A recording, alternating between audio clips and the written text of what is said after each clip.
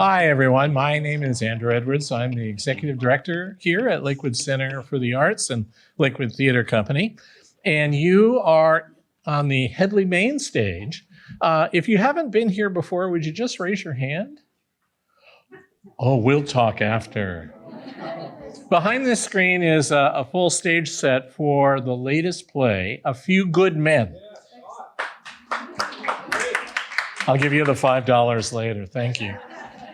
It is a fabulous production, and our schedules are out in the lobby. And if you haven't been to a stage play here, come. This is really a fabulous show. Once you see that, you'll want to come again and again. So on behalf of our board of directors and staff and volunteers, welcome.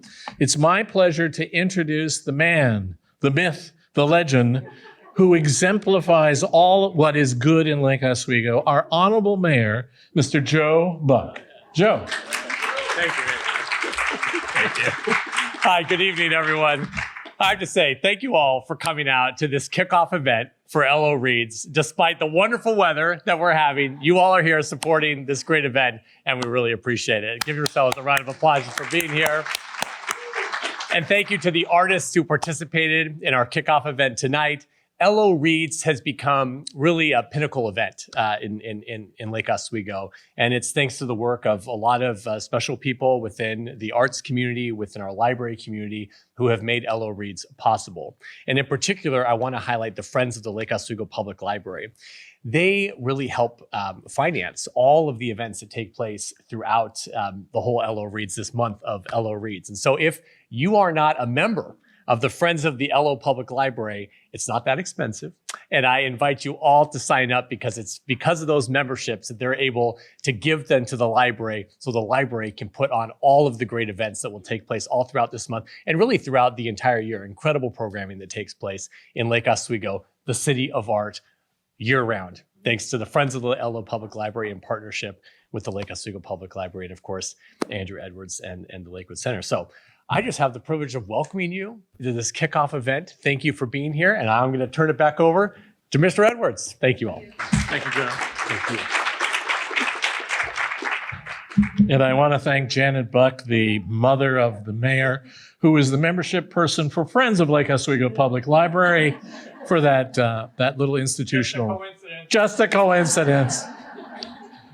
Actually, it's my pleasure to draw your attention to the sponsors.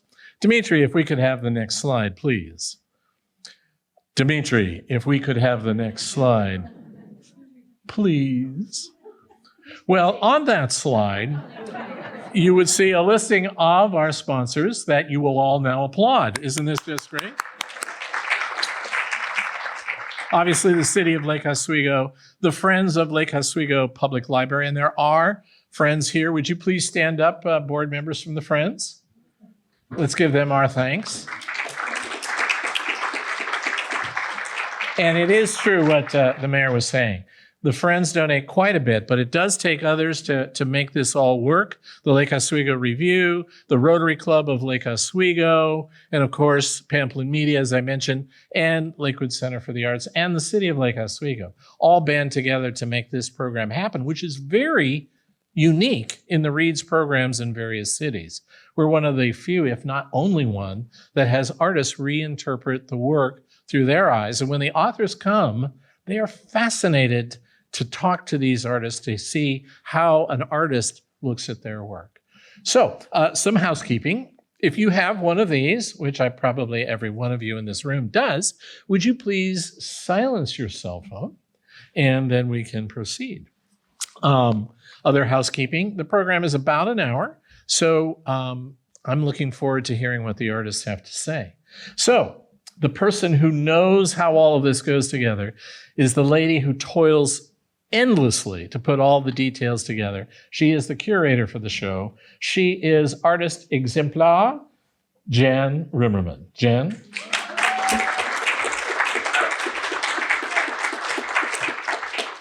Thank you, Andrew. So Nancy Nyland is the head of the program. Are you in the room or are you busy working on the receptions? Okay, well, let's give a round of applause to Nancy Nyland. Okay. So this show comes together because of the 20 artists and a lot of other help behind the scenes. I'd like to acknowledge Jim Wilder, Beth Yassari, and Nanette LaBerge, who usually come and help me curate here at the D. Denton Gallery, and especially worked hard at this Lake Oswego Reads this year. Russell McMurray is my right-hand man behind the scenes. It's always putting together all the furniture, pedestals, and any lighting, anything we need. Shelley Eisner and the whole Lakewood staff are really exceptional in putting together all of the art programs here at the Lakewood Center. And again, the volunteers of the Lake Oswego Public Library. I also would like to do a shout out to Leslie Cheney Parr. Yes, for making all the name tags for us. Yes. Okay. So this is our 18th year here at Lake Oswego Reads. We've been to Spain, Rwanda, Hood River, outer space. We've been to France. We've learned about climate change, injustice, and tribal history, among other things. So this year we get to read Honor by Thridi Umrigar. I hope I said that right. And it's both challenging mentally and visually. These artists, and I'm going to embarrass them by making them stand up and look at the audience for a minute. These artists were selected for their talent, professional track record, and the various mediums that they work in. They had to go through a submission process to be invited to be part of Lake Oswego Reads. You can sit down now, thanks.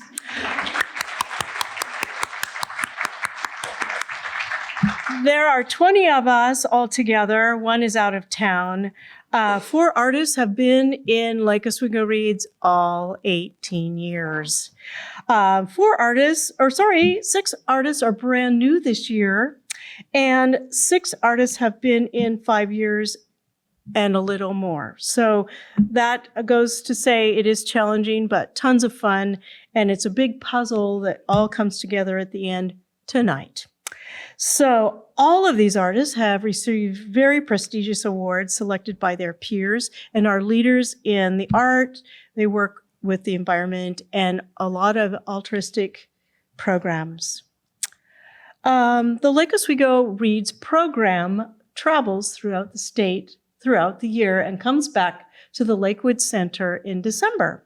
Kara Pilcher, one of our artists, organizes that entire traveling program, and the artists all help transport them from them being the paintings from library to library. Diane Lacotti is our first person she lives in Arizona, so I'm going to be Diane right now. So Dimitri, you can hit the first slide for Diane. Diane Lacotti has been in all 18 years. She also does all of our show cards that you will see in the D. Denton Gallery. She is an award-winning national artist. Her most current is an award, great prestigious award, from the Federation of Watercolor Societies. Only 8 artists from Arizona were chosen, and this is her 6th time to be chosen. She's a national instructor and a member of 5 watercolor societies. She is a member of the Portland Art Museum Rental Sales Gallery, and you'll see her art on local TV programs filmed here in Oregon. She's in 15 plus books. So I am definitely not Diane, but I'm going to read it as if I am Diane. Diane Lacotti, Honor. It's a collage with handmade papers, black and gold gesso. Chapter 17 was the inspiration for my painting. The word black influenced my thoughts about what color to use in the concept and style. Several years ago, I dropped some black gesso on paper. The gesso started to crack and form shapes. I was thinking about creating this painting about black, and these drops of black gesso came to my attention. I tore out the shapes and used them as a collage paper that represent the coals that Mina had to walk over. I wanted to keep the black theme, and looked at the other papers that I'd produced black and white designs on. I felt like they represent the smoke in the hut, and I started to tear this paper to add to my collage piece. After the thought of black and white, I decided to tape off the canvas square to make the stripes of black and gold gesso. I realized there needed to be a focal point in the middle of this piece, so I found a picture of the Taj Mahal for the middle. I then copied the words written in chapter 17 that inspired my thoughts to use words as the main idea. Arranging the various papers on the painted surface helped to bring the painting to life. The torn paper that represented coals and smoke and the written words made a strong statement. To contrast the black, I added the photo of a beautiful building to show the other side of India, the pretty side. Give it up for Diane Licati. Our next artist tonight is here in person, and this is Susan Harrington. This was her very first year here with Lake Oswego Reads. She has a BFA from California College of Arts and Crafts and an MA from the San Francisco State University. Her current work is an environmental commentary about the endangered and native species of plants in the western United States threatened by urban expansion, architectural development, wildfire, and climate change. She's in collections at the Oregon Health and Science University, Willamette Valley Vineyards, and in many private collections. She's represented by Waterstone Gallery and will be at the Seattle Art Fair in July. Give it up for Susan Harrington.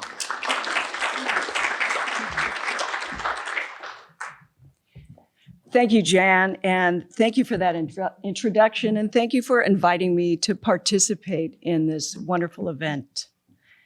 While reading the book, the idea that I wanted to explore for my artwork had to do with the way both big and small choices we make affect our lives, sometimes very profoundly. This could be a big decision like moving to a new city or deciding to have a baby. That will really change your life. But it could also be something as minor as making a lane change when you're driving down I-5, or at the last minute deciding to accompany a friend to that party that they wanted you to go to. And then you might end up meeting someone who changes the complete direction of your life in some way, right? Happens. The Hindu character in the book, Meena, makes a somewhat impulsive, but what would normally seem like a minor decision, to accept the gift of mangoes from Abdul, a Muslim man who she works with, right? And this simple choice did change the entire course of her life.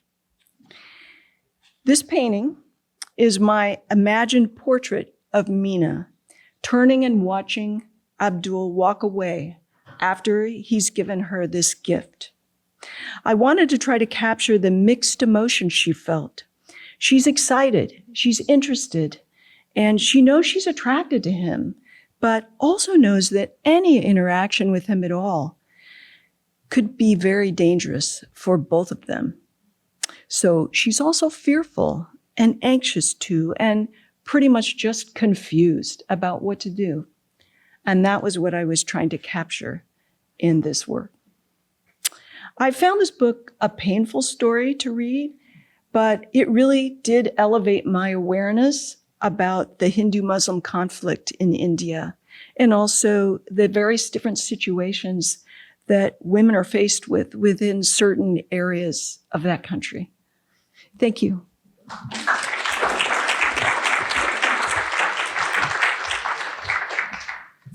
Next up is Shobha Jetmalani.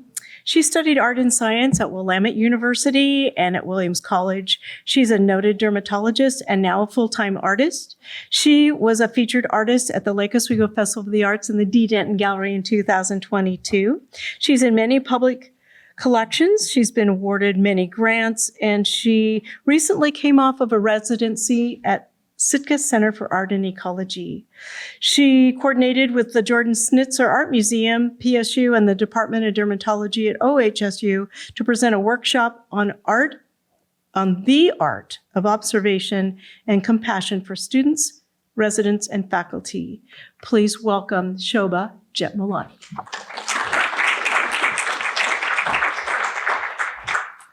Thank you so much, Jan, and thank you to the LO Reads program for inviting me. I'm thrilled to be here. And I really enjoyed the opportunity to read this book and see different parallels in my life that happen in the book. Smita, the character that was born in India and raised in America, goes through some of the same emotions and memories that I have experienced going back to India to see my family. And so for me, that was the inspiration that went into my work. This piece, Gathering with Persimmons, is a piece that I tried to put different layers of myself and the story to come up with a different whole picture. So I started with collage of saris, a vintage sari from my mother, actually, which are the stripes in the bottom. And on the top in the green layer is some pages from a book that's an English Hindi textbook that my brothers and I used to learn Hindi when we were young. And then in the middle of the connector is images from an old map of wilderness areas in Oregon. And then I used, it's not showing up well in the picture, but I used 22 karat gold leaf on the piece because there's a lot of tradition in gold leaf being in Indian art. And also gold is important for women as they get married. Their jewelry becomes one of the few things they completely own. So, and I chose persimmons, a group of persimmons, because the pattern and the color was so beautiful. And I wanted to demonstrate that if you put a lot of different things together, a lot of differences, you can create a more beautiful whole.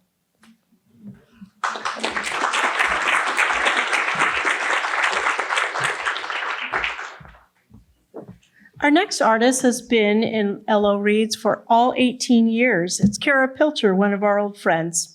She has a permanent piece here at the Lakewood Center for the Arts, and she's in many collections, mostly children's hospitals around the Portland area. She is represented by the Lunaria Gallery in Silverton and the Portland Art Museum Rental Sales Gallery. She's also an invited artist for the Open Heart Big Dreams exhibit here at the Lake Oswego Festival in the D. Denton Gallery coming up this June. Give it up for Kara Pilcher.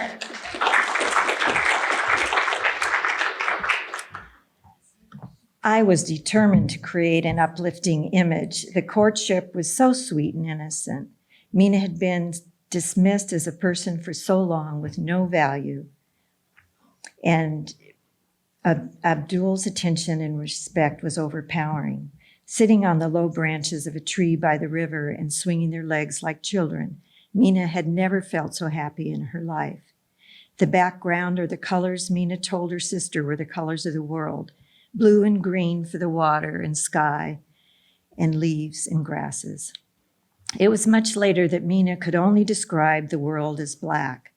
When Abdul pronounced his love for her, she got so angry. How can a Muslim love a Hindu? And she noted his hands were the same color as her brother's, yet they were Muslim hands. Later that night, she imagined herself examining a long row of hands, and how would she know which ones were Muslim? And even if she did, would she pick the Hindu hands? My medium is watercolor collage, and by using the collage technique with the torn edges, I especially like the element of line in white. Also, this allows me to move the shapes around with a concrete vision to easily experiment, as watercolors not so easily corrected. I first tried to paint the trunk of the tree in the shape of India, but had to tilt it on such an axis that it really wasn't recognizable. I have a large porcelain vase made of hands, all forming rounded rosebud-shaped vessels. It was the feeling of all humanity in an attitude of prayer reaching upward. Those hands inspired me to form this tree of hands. But the hands looked ominous. Yet there's the idea of having the older part of the tree, the trunk, having the hands going down into the roots like tradition, and the younger growth branches with hands reaching up to a new India, like Abdul's dream of all Hindustanis, united, understanding, and respecting each other. Thank you.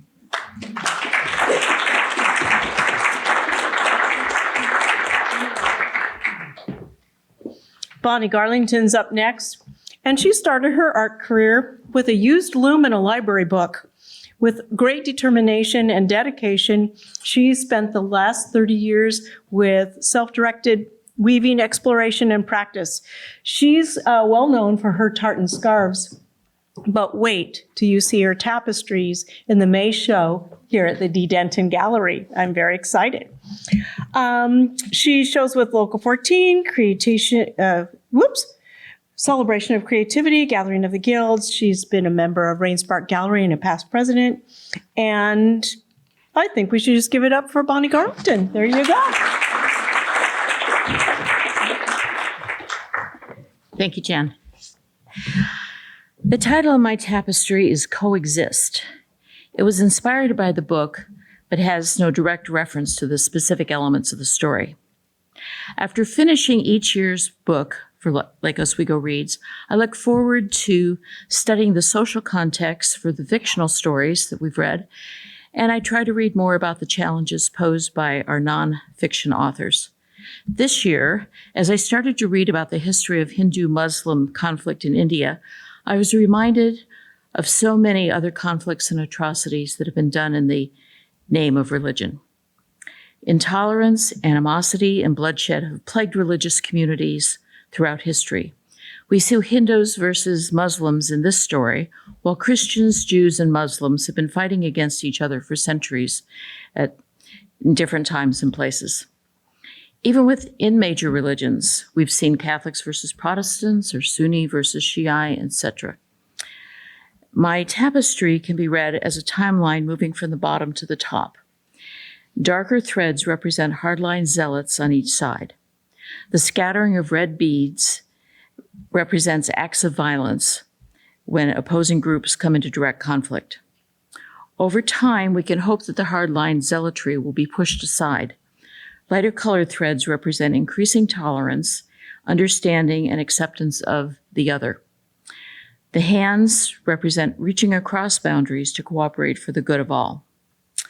Groups do not need to give up their own traditions or religious practices, but hopefully greater understanding will promote a fair and peaceful coexistence. The little silver medallion has symbols of many major religions. Those symbols are too small to see on the big screen, but you will have a chance to view my tapestry up close at eye level. Thank you.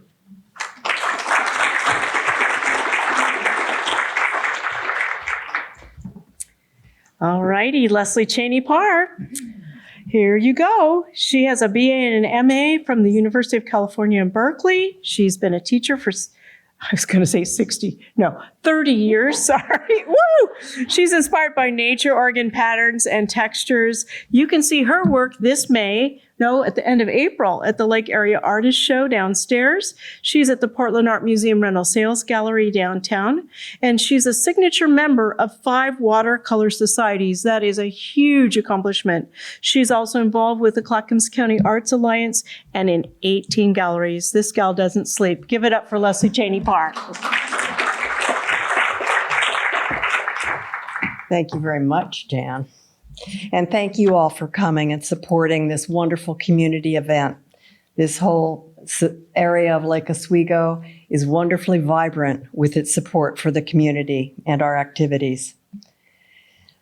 The book that I read addresses, as we've all heard tonight, an historical and yet a contemporary concern with regard to tolerance and community, in this case, the religious community.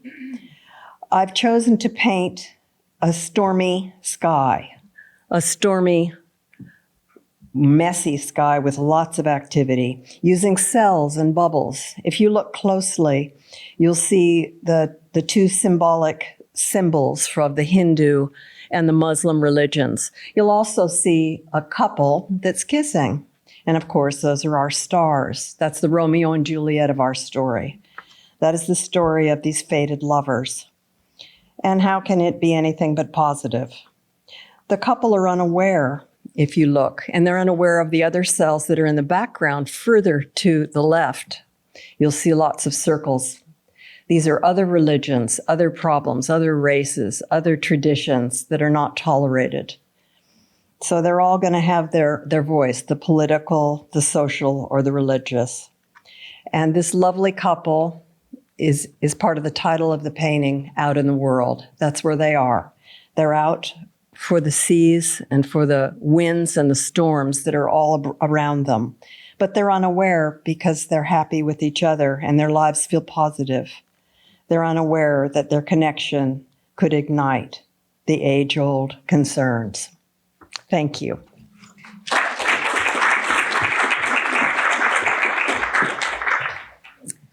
So our next artist has also been in L.O. Reed's for 18 years. She's down from Day Island, where she lives on an octopus preserve, and where she works in her new studio. She does workshops all over the world, and people have followed her from Poland to France to Friday Harbor and Hawaii. She has awards nationwide. She currently has the Best of Show at the Peninsula Art League, and she is a guest artist regularly at the Rainspark Gallery. She also is at the Portland Art Museum Rental Sales Gallery. You will see a large underwater diptych at the Harbor Wild Watch Marine Life Center, say that fast, in Gig Harbor. And in June, July, and August, she will have work at the Harbor History Museum in Gig Harbor. Give it up for Susie Cowan. Well, kudos to Jan Rimmerman for being the one who's had the vision to conceive of this art show and curate it and gather all us artists together every year. It's a big job keeping all of us gathered and organized. The following quote by Mina became my inspiration as I read and reread this harrowing tale. Choosing this moment of beauty and love is what I focused on. It was as if a gust of wind had blown open a window in my heart and a sweet bird had flown in and made a nest. I knew I must shoo it away, but what to do? For the first time in my life, I wanted something to stay. In researching birds of India, I came across the tailor bird, commonly found in the setting of our story. When I read how it stitches leaves with grasses to build its nest, I knew I had found my perfect image. Mina and Abdul met while sewing in a clothing factory, and their lives became stitched together from there. The central part of my painting began as a collage and poured acrylic paint, followed by a dip in a marbling bath. From there, I carved out some shapes that were vaguely reminiscent of a heart and heart valves, and that represented Mina. Next came the tailor bird, Abdul, finishing up his stitches on the leaf that encloses the nest with the tiny egg Abru by his foot. The image is viewed through the window that frames my piece. The patterns and filigree vines were inspired by decorative images that surround the Taj Mahal. Thank you.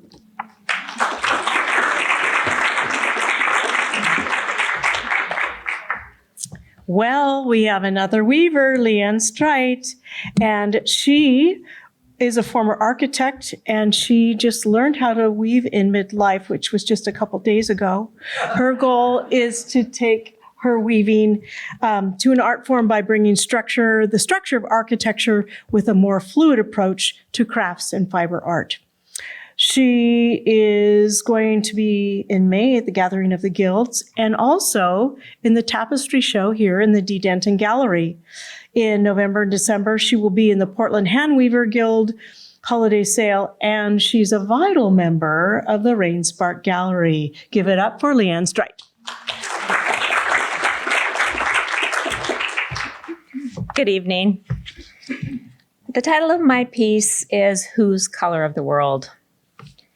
As an artist in this program, one of the first things you decide is whether you're going to represent the central theme of the book directly or indirectly.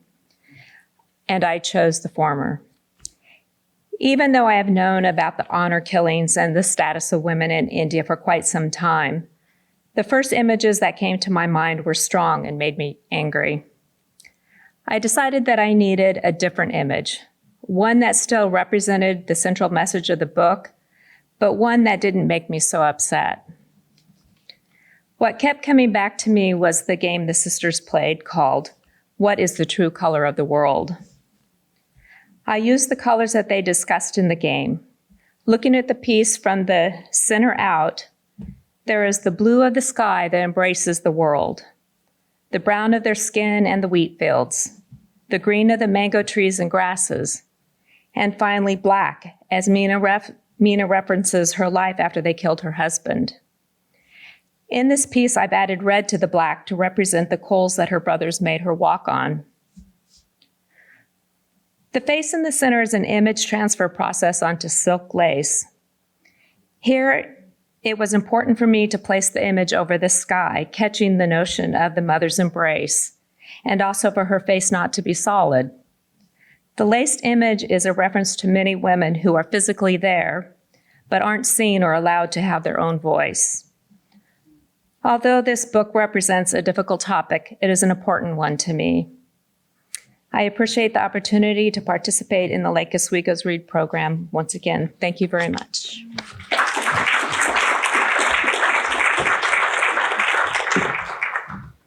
Okay, Lisa Weiser. She loves to paint in anything like watercolor, mixed media, oil. She is inspired by the Pacific Northwest and loves travel adventures. She's also taught 1 million people from preschool to adults. She studied in Italy and continues to travel on a regular basis. She will also be in the Lake Area Artist Show downstairs of the Lakewood Center on April 26th and 28th, and you can find her work at the Fairweather Gallery in Seaside. There you go.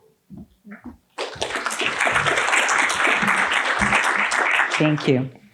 The title of my painting is Stay in My Heart, and was inspired by the strength of the interpersonal relationships in the novel. I greatly appreciated how the dark passages created unforgettable imagery that provoked a need for greater understanding of the Indian culture that became overwhelmed by the violence in the novel.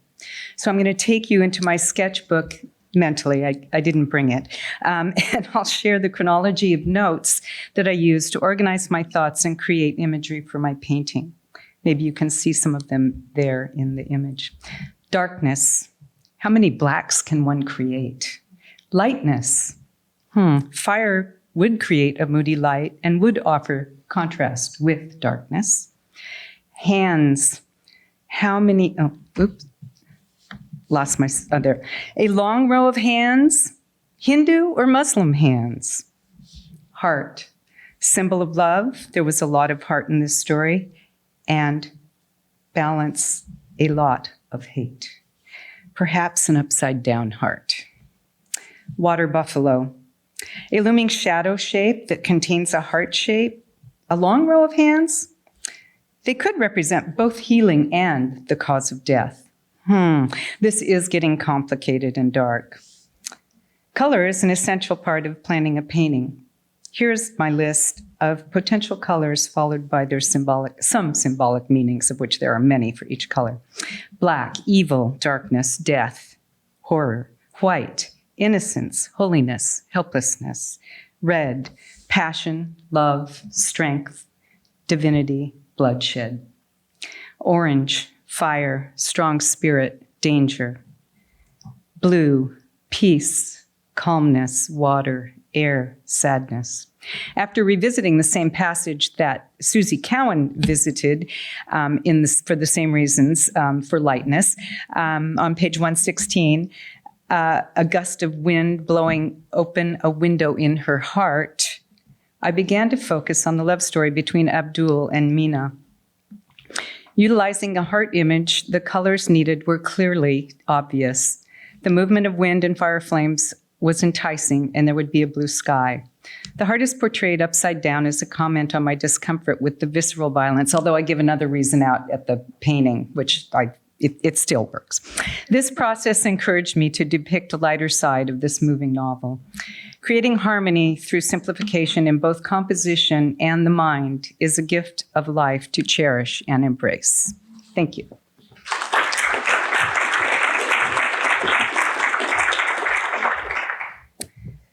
So, Beth Verheiden, she's our royalty of the art world here at the Lakewood Center tonight. She's a signature member of Watercolor Society of Oregon, Northwest Watercolor Society, and the Western Federation of Watercolor Societies. She's an associate member of several. She judges, she juries, she teaches. And future exhibits that you can see her work at will be the Watercolor Society of Oregon Spring Exhibition in Yachats, the Lake Area Artists Downstairs in April 26th through 28th, Open Hearts Big Dreams, which is, I'm giving you a little pickle every time I talk about it. It's a nonprofit Ethiopian project helping promote women and children in literacy. And it will be here at the Lake Oswego Festival of the Arts in the D. Denton Gallery this year. And she's a major player in the Rainspark Gallery. Give it up for Beth Verheiden. Thanks so much, Jan. In all honesty, the experience of this book left me at a loss for words. I've had many feelings, but they're not ones that I've wanted to put into words. Having said that, though, there are two things that I am sure of. Number one, I needed to know that these types of horrific things happen in our world. Number two, no matter how hard it is or how gut-wrenching, it is always good to see the world in light of another person's experiences. As an artist, I paint to express a feeling or to share an experience. Because of my reaction to the tragedies in this book, I wanted to paint the realities of Mina's world, as harsh as they were. So I made choices in my use of subject, where I placed things in the composition, and how much attention I gave them. The mosque is placed in the background to subtly represent what should have been a place of peace, but is now set in stark contrast to Mina's brothers throwing their stones. Mina's arm and hand are extended in what looks like a greeting, but it's more like a warning to stop. I made color choices to represent the emotions I was feeling. Mina's sari is painted red to represent her strengths of character, her passion for love, and her loyalty. Her daughter, Abru, in the youthful and hopeful color of green, is looking up at her mom, not understanding what is happening, but trusting that everything is going to be okay. But it's not. My painting is called No Justification, because there is none. There is no legal justification, no moral justification, and no justification whatsoever when anyone elevates personal belief over human life. Thank you.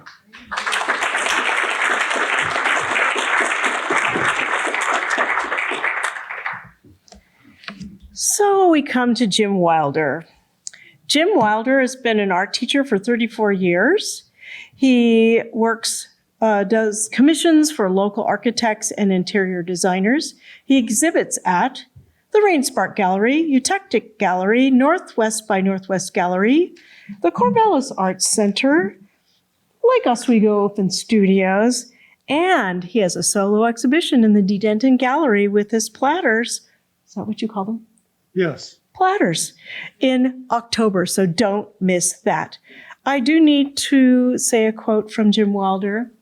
The greatest teacher is failure. Every step of the bare clay process borders on the edge of disaster.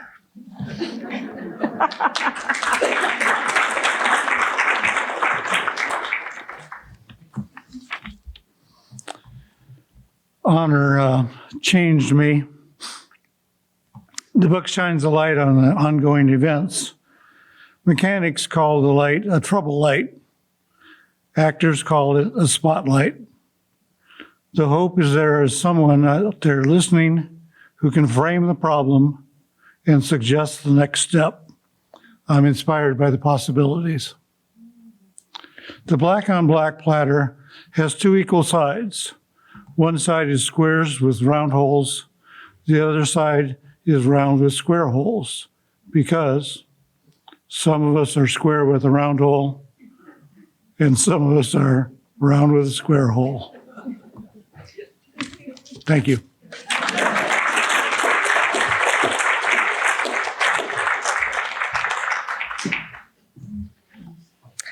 So, Dave Hazlett, what are you going to do after that one? Dave is a member and past vice president of Northwest Stone Sculpture Association. He's a member of the Rainspark Gallery. He shows at the Portland Art Museum Rental Sales Gallery. He is represented and a member artist of the Waterstone Gallery with a solo exhibition in October. He shows at the Gail Severn Gallery in Ketchum, Idaho, North by Northwest Gallery in Cannon Beach, St. Edward's Gallery in Seattle, the Seattle Art Fair in July. And he is an invited instructor to the Northwest Stone Sculpture Symposium in August. Here at the Lakewood Center, he had the Best in Show in the Invitational a few years back. And you might know him with his gateway piece, Moon over Lake Oswego on Cruise Way, or his basin outside our own Lakewood Center. Give it up for Dave Hazlett. Oh, thank you for that introduction, Jan. The title of my piece is "The History of the World is Written in Female Blood." And this is a quote from the book and the inspiration for the piece. It was the trigger. This is done in scratchboard. And scratchboard is a piece of masonite with a coating of white chalk and then a coating of India ink. And you literally scratch through the black ink to reveal the white. And so you commit once you've scratched. Mina's death sentence began when she accepted the mango from a Muslim man. Mina, being Hindu, most likely knew the consequences would be steep. But how steep was the unknown as she experienced true love for the first time. But ageless traditions took precedence over true love. Mina fought for her daughter, fought for the truth, but found ultimately the system had all of its complexities would not only fail her, her family, but society itself. I included one positive aspect to this piece in the necklace representing the newly born child. It is the flower of life, consisting of 7 concentric circles, all tied to the platonic solids. With half of Mina's face scarred for life, she is holding her burning hand up to say, "Stop the persecution." With her other hand, she writes in blood the history of the world. Thank you, and thank all of you for attending tonight.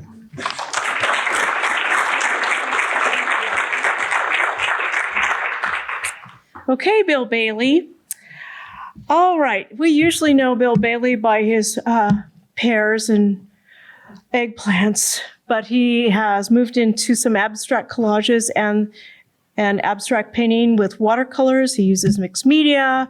Focus is on strong color and composition. He's in 9 permanent collections, and you can see his work at the Portland Art Museum Rental Sales Gallery, the Attic Gallery in Camas, the Fairweather Gallery in Seaside, the Grove, the Lake Area Artist Show downstairs at the end of April, and he's a regular exhibitor in the Lake Oswego Festival of the Arts. Give it up for Bill Bailey.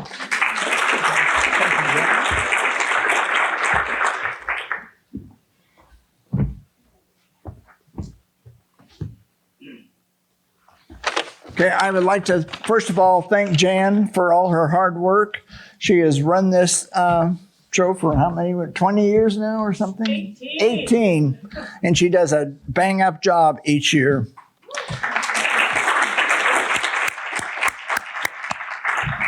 As I read this book, Honor, nothing jumped out to me for a subject matter to paint.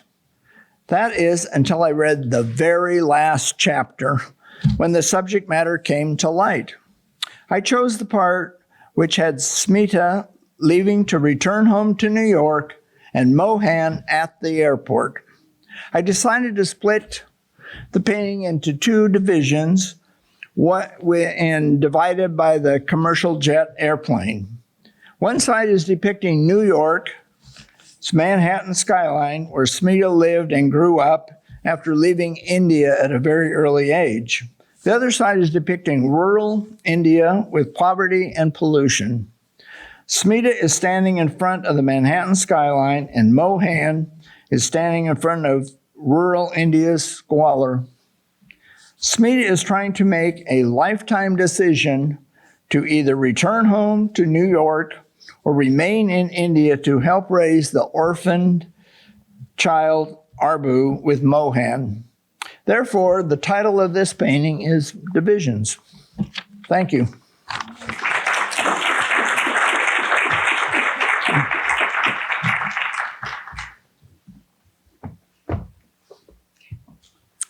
All righty, Lisa Brinkman, come on up.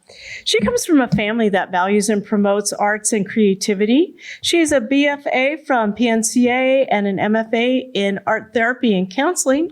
She works with rice paper and printmaking in the past. She's done felt making, and currently she uses materials of the earth like eucalyptus, geranium, maple, oak, and sumac leaves on silk. She gathers these plants on her own property here in Oregon. She is inspired by a lifelong fascination and study of archetypal patterns. Thank you. Archetypal patterns, symbols, and patterns of nature. And she's a member of a women's support group that meets during the new and full moons and is into astrology. In May, you can see her work at the Multnomah Art Center in Portland, and in August at the Maud Kearns Center in Eugene, Oregon. Give it up for Lisa Brink. Thank you, Jan. Thank you, everyone, for being here, and it's a real honor to be able to participate in this program. Initially, after reading the book, I was really inspired by the innocent and courageous first-person voice of Mina. However, as I was working on the piece more, it seemed that the feminine figure was really more of a composite between both Mina and Smita. And it was kind of an adolescent version of Smita when she lived in India. In my artwork, Her Divine Offering, I began first with steam botanical prints of plants that I printed on raw silk, creating a canvas to paint on. The silk canvas with plant patterns seemed to merge into the girl figure, and it makes reference and is emblematic to the fact that Mina meets her husband while working in a garment factory. I utilize a symbolic imagery like the flower around the eye to reflect a unifying feminine perspective, acting as a kind of mandala which sees beauty and relationship as paramount values in life which can heal. Other symbols I used were fire as a primordial essence of divine energy and purification. The snake, which sheds its skin, alludes to rebirth, death, and transformation. And the coiled snake also represents another form of unfurling Kundalini sexual energy, like falling in love with one's beloved. I appreciate the author's ability to elucidate the brutal societal injustices of misogyny and prejudice found in the world, and at the same time holding a tension of opposites to allow us to see the redemptive beauty of love and sacrifice within a feminine relational perspective. Thank you.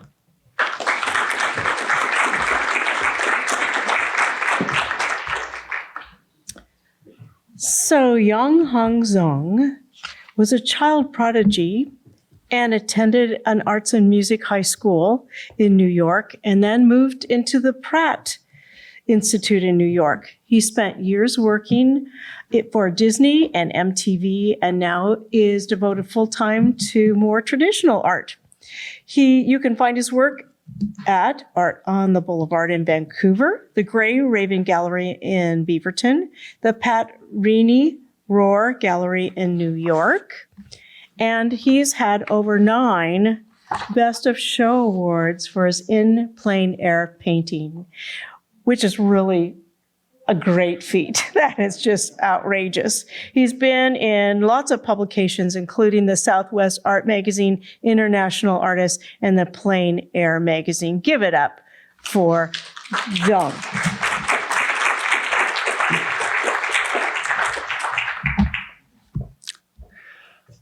Good evening, everybody. While reading this book, it was more like a emotional roller coaster. One thing, you're happy, you're sad, and then like it just takes you to this world that really tests your emotion. So for me, it took me a while to let those emotions to settle down and think about what is it that I need to express. So I came down, I written down love, hope, sacrifice, freedom, and gratitude. So those are the things that I choose to focus on. That's who I am. And what I focus on will become that person. So in this painting, actually, I wanted to focus on, instead of using a human face to depict that, I think human hands are very expressive. So I chose to use the hand because I want everybody to read the book can relate to the book in a way that is personal to each of the person, of the reader. And in this painting, the hand kind of really shows there's a lot of hope, and then the strong color there's the strength, and also the bird represents freedom. And you can see the overall painting, it's got a very kind of a darker undertone, but you can still see some lights. Those are the hopes that comes through. So thank you very much.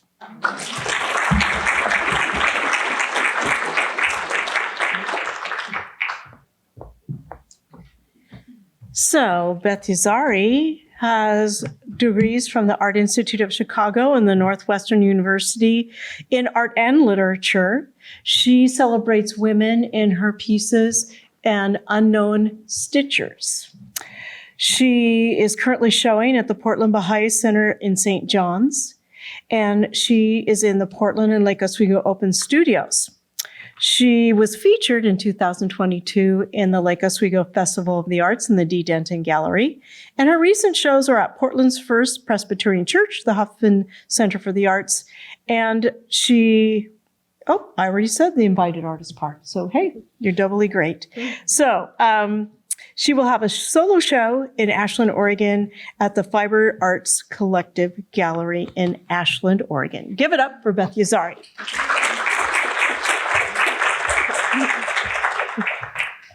Thank you for your kind introduction, dear Jan. It's an honor to be here with this incredible group of artists. My mixed media painting inspired by honor is an expression of solidarity between women of the East and the West. I began the piece, as I do many of my paintings, with an expressionistic field of swirling, layered colors. The palette of smoky grays and vivid reds is not one I go to naturally, but it creates a dark, oppressive backdrop necessary for the light of the central butterfly figure to shine forth. The butterfly represents the courage of oppressed women throughout history, who, like Mina, have fought and even given their lives in the pursuit of justice. It is composed of flames of lace, outlined by hand-sewn lengths, a vintage Austrian rhinestone chain, which sparkles and throws a radiant light that dispels the darkness. The butterfly's body is made from a Victorian-era brooch that belonged to my great-grandmother, which I refurbished with Swarovski crystals in shades of red before sewing it onto the canvas. This fiery figure is symbolically burning away and transcending veils of societal oppression, which are represented here by a delicate prison composed of pieces of antique mourning lace made in France during the 19th century to signal a grieving woman. I also spent many hours beading and painting into fragments of fabric from 3 antique saris, which were most likely embroidered for past weddings. As in many of my works, I strove to honor the patient handiwork of the countless anonymous women who have labored to bring beauty and harmony into the world, despite their difficult personal circumstances and societies that repress their voices. Thank you.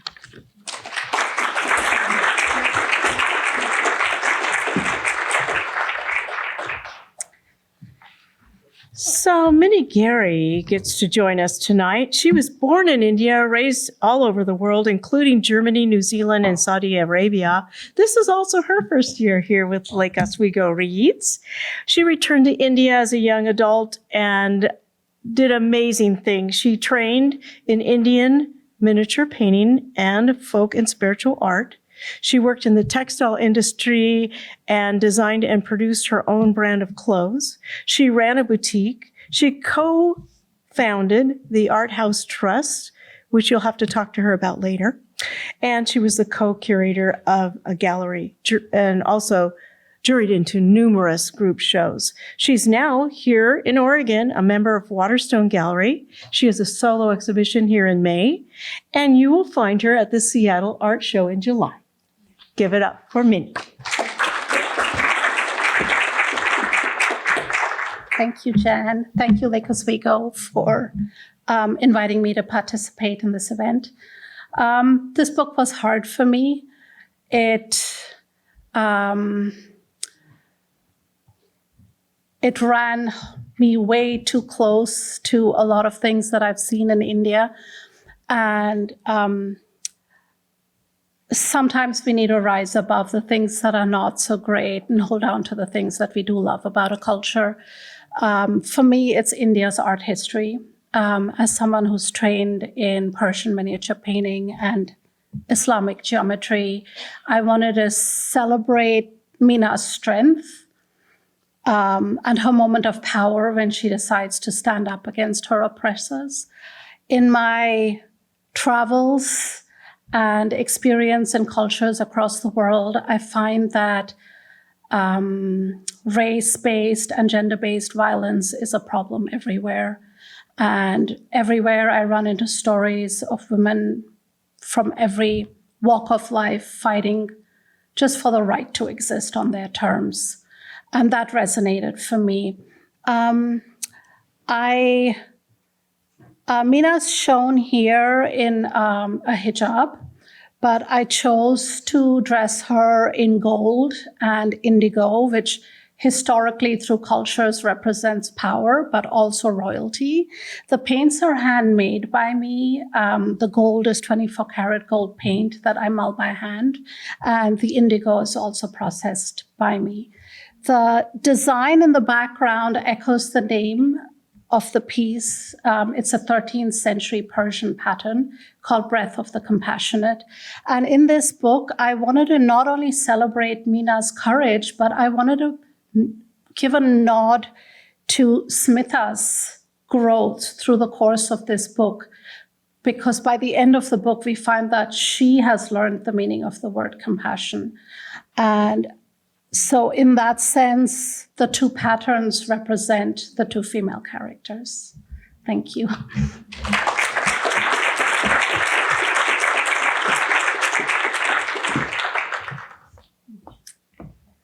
So Terry Neal's a real go-getter. She's the director of Local 14 and the past president of the Colored Pencil Society of America, District Chapter 201. She has a degree from Hiram College in Ohio in biology and has a keen interest in animals in the natural world. She is active with the Cannon Beach Arts Association, with the colored pencil shows and national exhibits. She is also very active with the Lake Oswego Festival of the Arts and won the Best of Show and Mayor's Choice Award from the Beaverton Arts Mix. You will see her work at the Cannon Beach Art Gallery in July and at Local 14 in October. So give it up for Terry. Thank you, Jan, and thank you to the Lake Oswego Reads program. This also, whenever I'm selected, I have to think outside the box because this is not, normally what I do. My piece is called Unity. It is watercolor and colored pencil. one of the aspects of cultural conflict is the dehumanization of the other culture. And this was represented in the book numerous times by referring to the other culture as a different species, two different species. So I thought of, how do I get Nina and Abdul be two different species? So I chose Indian mongoose and an Indian cobra. I formed them in a ring, a protective ring. The cobra is protecting the mongoose. They form a circle. The circle is the symbol of unity in multiple religions, including the Muslim and Hindu. The outside is shimmering red, which red is a common color in marriages in India. There's 4 mango blossoms, how they met. They're 5-petaled, forming a star, and that represents happiness and renewal. And thank you very much.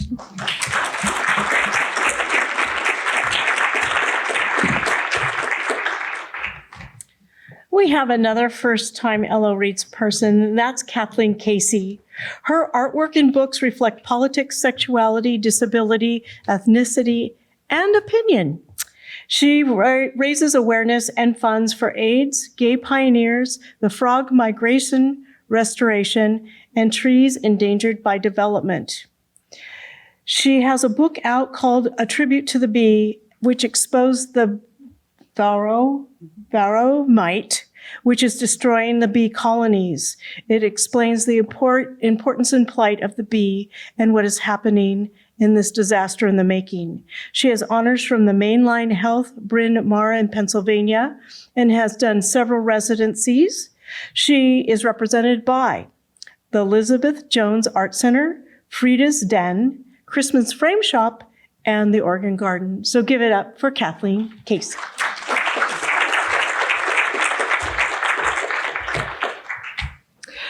Umrigar loads honor with Hindu culture, traditions, and symbolism.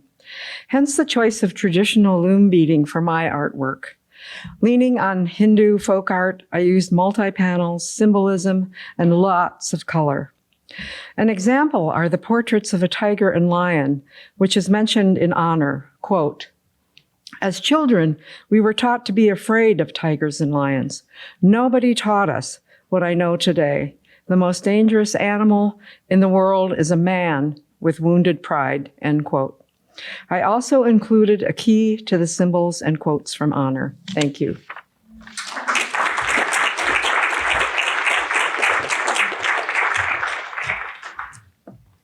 Well, now you have to listen to me, but you all know me, so I'm not going to prattle on because that's okay. I've been doing that all night. But I will say, it is my honor and privilege to be the art exhibition director of LO Reads. It's always a pleasure and a challenge, but I love it. So thank you for allowing me to do that each year. So my piece is called Religion, Tradition, and Honor. It's made of mixed media, so it has, it just says mixed media, so I'll tell you. Fluid, transparent acrylics, colored pencil, and a metallic watercolor is what the background gold is. I probably am going to get in trouble, but I combine the Hindu symbols Om and the Muslim symbol of the crescent moon and star overlapping. But it was inspired from the book. That's what they did. They overlapped. So I might be stoned to death later. The flower wreath connecting the symbols depicts Abru, or honors new, gentler life, blending traditions as our parents had envisioned. The marigolds symbolize brightness, positive energy, peace, and passion. The occasional cornflower stands for love and availability. The bougainvillea in the center symbolizes Mina and Smita. The heart-shaped leaves represent their lives, loves, and destinies. The bougainvillea flower represents elegance, humility, and honesty. The white flowers as a whole can indicate purity, hope, and sadness. They also can foreshadow death. I loved India when Lisa Weiser and I went traveling. We saw the sunrise on the Ganges. We toured the Taj Mahal across from Smita's hotel, and we witnessed the marigold necklaces. They were on the cows. We had dinner with a couple that had an arranged marriage. We intended a grandiose wedding, which included a village parade complete with a marching band, tasseled camels, and painted elephants. The outside buffet table was the length of the Lakewood Center parking lot. Not kidding. We also dined at a cafe owned and run by women who had been disfigured by having acid thrown on them by their husbands and or their mothers-in-laws. They spoke to us candidly about their individual stories, and as they revealed them, they became more real and their beauty deepened. I had been aware of this practice. I had not been aware of this practice before the trip, and this book, Honor, just brought me back to the realization that I actually saw. This book, Honor, has made all of us more aware of the world injustice. We don't have the ability to change a small village in India or any religious thoughts, but we do have the ability to pass on kindness. Okay, I can do this.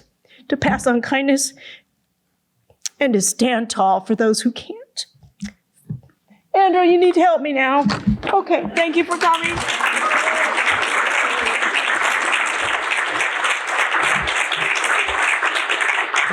What an inspiring note to end on, to pass on kindness.